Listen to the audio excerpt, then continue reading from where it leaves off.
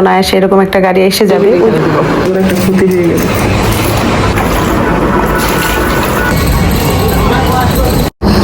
Jamuna future park যাব আর ice cream হবে না, এটা তো হতেই পারে না। যেহেতু লাঞ্চ টাইম তাই চলে আসলাম আসলে কেএফসিতে। নুরাবুর মোস্ট ফেভারিট এটা। সকালে তাড়াহুড়ো করে এসেছি, ওভাবে খেতে পারিনি বলতে নুরাবু সামথিং খেয়েছে, আমি তো একেবারেই ভুলে গিয়েছি। পরীক্ষা দিয়ে এসেছে আমার ছেলে, খুবই ক্লান্ত, আর তার ওপর 3 বন্ধু একসাথে মিলে খাবে, আমি থাকলে বা আমরা থাকলে আনইজি ফিল করবে। ওই জন্য তাড়াহুড়ো করে চলে এসেছি, ওরা একসাথে খেয়ে নেবে সুন্দর করে মজা করে। এই তো আমরা চলে এসেছি কেএফসিতে, আর এখানে যে খাবারগুলো মোটামুটি ভালো, নট ব্যাড। আর কেএফসি তো বিশ্ববিখ্যাত, আপনারা সবাই জানেন, কিন্তু আমার কাছে আনফরচুনেটলি একটুও ভালো লাগে না। তো যেহেতু খিদার তাগিদে 1 পিস খেয়েছি আর 1 চামচ রাইস খেয়েছি, বাকিটা পার্সেল করে বাসায় নিয়ে এসেছিলাম।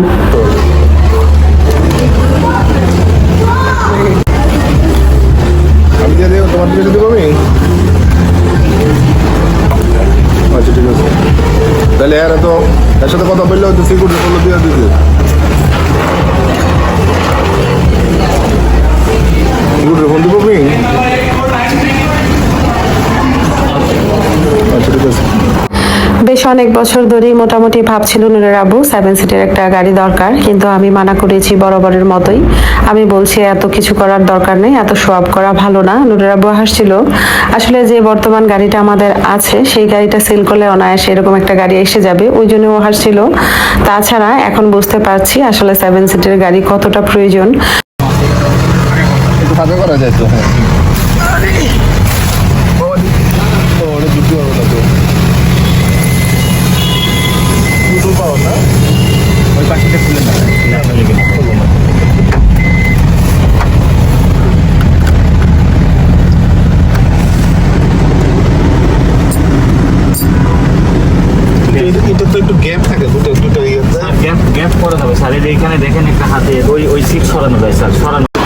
আলমারি জোড়া রাখা যাবে না, একটা আলমারি এখানে নিয়ে যাবো আর চিপ টেবিল এখানে দিব।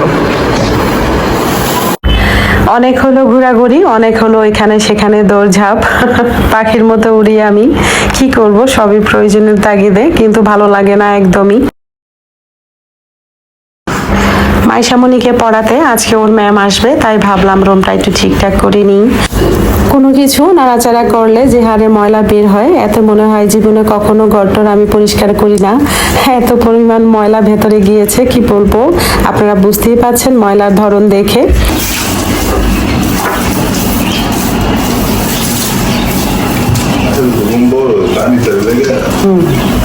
আমাদের ফার্নিচার বড়, মানুষ থাকলে মানুষের জিনিসপত্র তো থাকে। হ্যাঁ দাও। গ্রাম থেকে আসার পর কাপড়গুলি তুলে রাখা হয়নি, তো সেটাও আজকে করে নিব। আসসালামু আলাইকুম মাই ইউটিউব ফ্যামিলি, কেমন আছেন সবাই? আই হোপ সবাই ভালো আছেন। আলহামদুলিল্লাহ আমরাও সবাই ভালো আছি। মাই ভিলেজ লাইফ আয়শা চ্যানেলে সবাইকে স্বাগত বলছি ঢাকা থেকে। দূরেও কাছে যে যেখান থেকে দেখছেন প্রত্যেককে জানাচ্ছি আন্তরিক শুভেচ্ছা ও অভিনন্দন। নতুন একটি ভিডিও নিয়ে আসলাম আপনাদের মাঝে। যদি ভালো লাগে চলুন কিছুটা পথ আমার সাথে।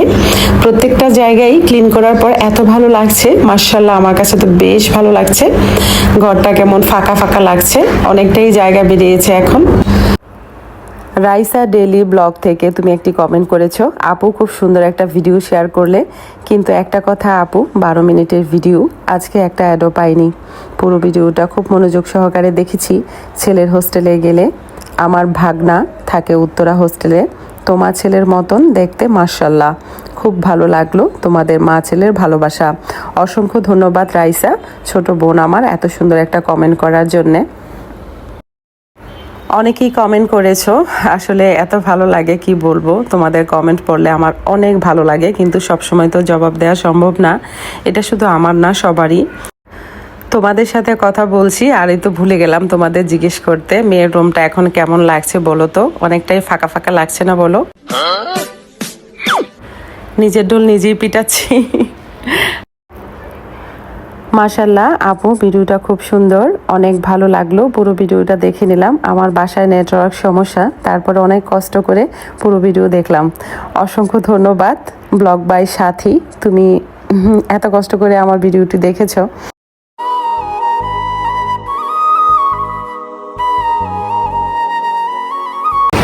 দেখেন আজকের দিনের শুরুতে কত বড় একটা ক্ষতি হয়ে গেল। এখন বুঝতেছি না এটা কি সুইটেই গেছে। আপাতত এমন করে রাখি যে এই যে ফাঁকা হয়ে গেছে, দেখছেন? তো এটা স্বর্ণকাটার কাছে গেলে এই যে এটা কি ফিনিশিং। কাজটা যখন বানাতেছি তখনই আমার পছন্দ হয় নাই, মনের মতো হয় নাই আর কি। খুব শখ ছিল পলার একজোড়া পরবো, শখ মিটালাম, কিন্তু আমাকে বলছি রেগুলার করবো, বলছে কোনো সমস্যা নাই 3 দাস করবেন। তারপর ভয়ে ভয়ে পড়ছি আমি, কিন্তু আজকে কাজ করার সময় এই কাজটা হয়ে গেল। এক সমস্যা নেই, আবার গ্রামে গেলে ঠিক করে আনবো যার কাছ থেকে বানাইছি তার কাছ থেকে। তো এই যে ছেলের কাপড় চোপড়গুলো যা ছিল সব কিছু ভাজ করে রাখলাম। বড় ছেলে সুন্দর এদিক সেদিক করে থাকলে তো আর ছেলে আসলে ওরা খুঁজে পাবে না। বাচ্চা কাচ্চার ঘর, 6 জন মানুষের মধ্যে যদি 2 টাকা পড়ো হয় তার 6 দুগুণে 12। একটা মানুষ তো 2 টাকা পড় হয় না। এটা আমার হাজব্যান্ডের, এটা আয়রন দিতে হবে। তো আগে এটা রেখে নিচ্ছি স্বর্ণের দাম।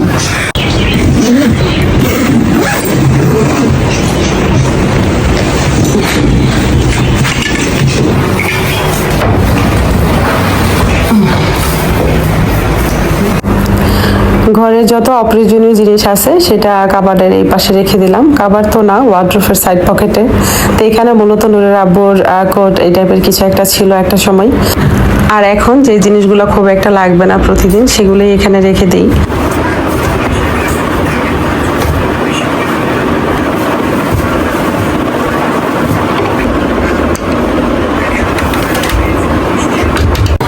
প্রতিদিন যে আমগুলো খাই সেটা তো ডাইনিং টেবিলে, আর বাকিটা ফ্রিজে রাখি। আর যেটা মনে হয় একটু কাঁচা আছে সেটা খাটের নিচে রেখে দিই।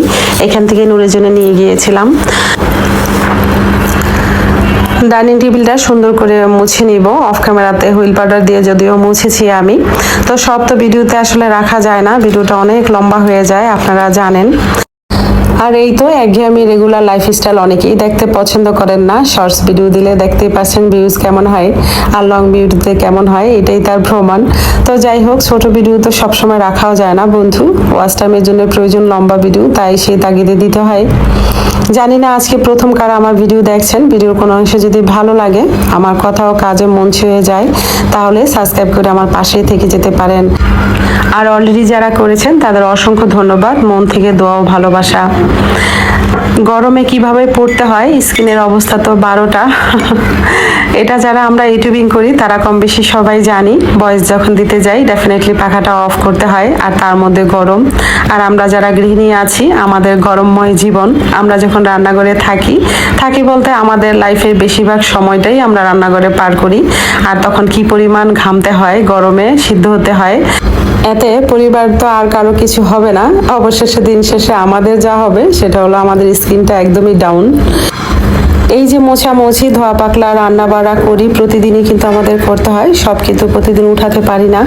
আজকের ভিডিওতে যেহেতু আমি রাখছি সকাল থেকে সন্ধ্যা পর্যন্ত আমি কি কি করছি, কি কি থাকছে, ওই জন্য মূলত সবটা দেখাচ্ছি। আর বাকি সব সময় কিন্তু দেখানো হয় না, আর দেখানো পসিবলও না।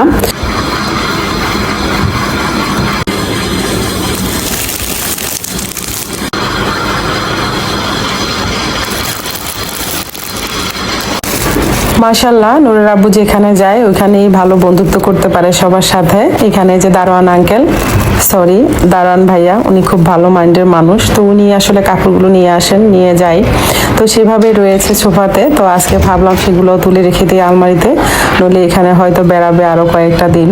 তো যাই হোক, অবশেষে চলে আসলাম রান্নাঘরে এসে প্রায় 1 ঘন্টার মতো কাজ করেছি, যেটা অফ ক্যামেরায়। তো যাই হোক, প্রতিটা কাজই গুছিয়ে নিচ্ছি, যেভাবে নিচ্ছি কিছুটা আপনাদের সাথে দেখাচ্ছি, আশা করি আপনাদেরও ভালো লাগবে। আমরা মহিলারা যখন ভাবি একটু রেস্ট নিব, আর এটা অনেক বড় ধরনের বিপদ হয়ে যায়। একটু রেস্ট নেওয়া মানে অনেক আলস্যতা আসে।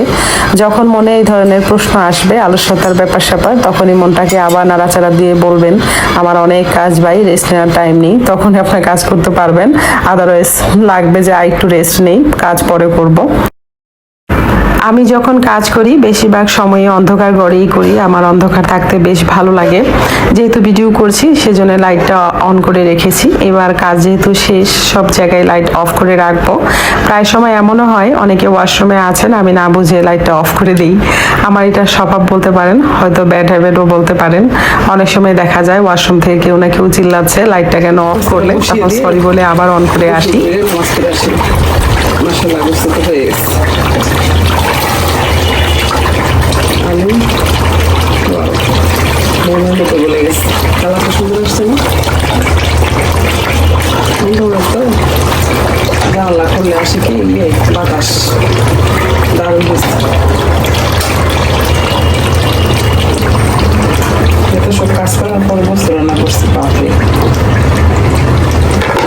আজকে এনার্জি একদমই নাই শরীরে।